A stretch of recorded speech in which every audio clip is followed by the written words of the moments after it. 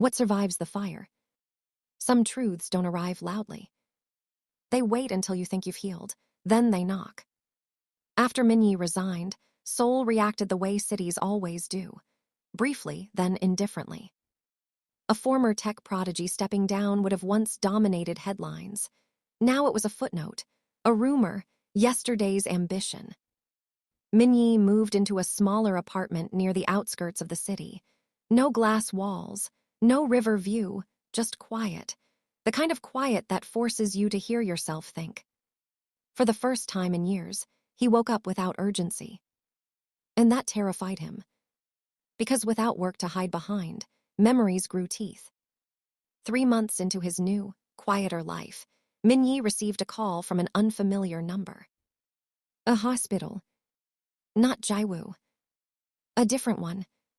There are documents here that list you as an emergency contact, the nurse said carefully. They were never claimed. Minyi frowned. Documents for who? There was a pause. For Kang Jaiwoo, dated 5 years ago. Minyi's breath caught. Those were the missing years. The years he had erased with busyness and excuses. At the hospital, an elderly nurse handed him a thin, yellowing envelope. Patients sometimes leave things behind when they think they won't come back, she said. Inside were test results, consent forms, and one line, written in trembling handwriting. If anything happens to me, please make sure he never finds out. Let him live without guilt. Minyi sat down. Because tucked beneath the papers was something else. A neonatal wristband. Minyi didn't go to Jaiwoo immediately. Fear held him back. Instead, he went to the hospital records department.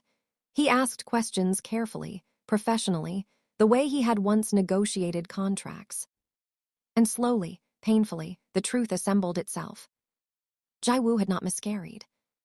She had gone into premature labor. Complications followed. Emergency decisions were made while Jaiwoo was unconscious. The baby had survived. Barely. Transferred quietly to a neonatal unit in another district, under confidentiality protection requested by Jaiwoo herself. The child had lived. Minyi felt his knees weaken. 5 years. 5 years of silence. 5 years of a life he never knew existed. Jaiwoo was shelving books at the small community library when Minyi found her. She knew the moment she saw his face. You know, she said quietly. He nodded, unable to speak. They sat across from each other, in silence that felt heavier than any argument they had ever had. Why, he finally whispered, why didn't you tell me? Jaiwoo closed her eyes. Because I knew you, she said softly. You would have stayed, not because you wanted to, but because you would have felt responsible. And that would have destroyed you, she continued, and eventually us.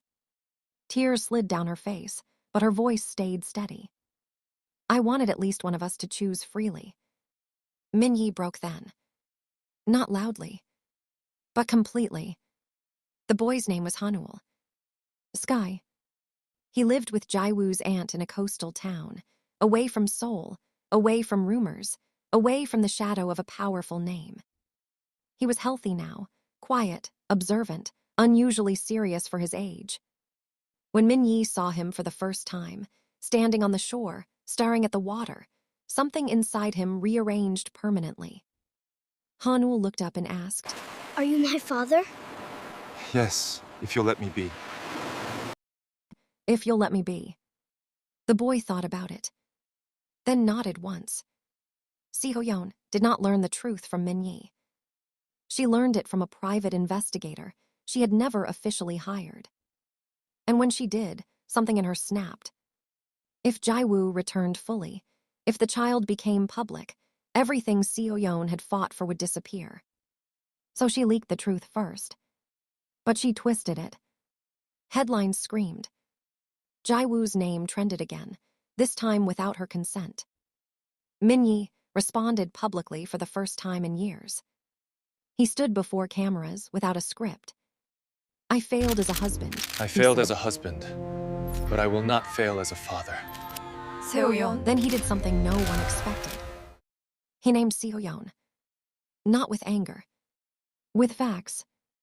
The investigation that followed ended her career. Power does not like exposure. Min Yi did not return to his company. Jai-woo did not return to being invisible. They did not rush back into marriage. They chose something slower. Harder. They learned how to co-parent without ownership.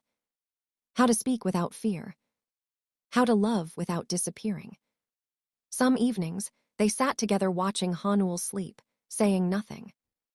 Sometimes Jai-woo wondered if love could survive truth. Sometimes Min-yi wondered if forgiveness was something he had the right to accept. Some marriages break because of betrayal. Others break because of silence. But the rarest stories are about what survives the breaking. Not promises, not vows, but the courage to finally speak.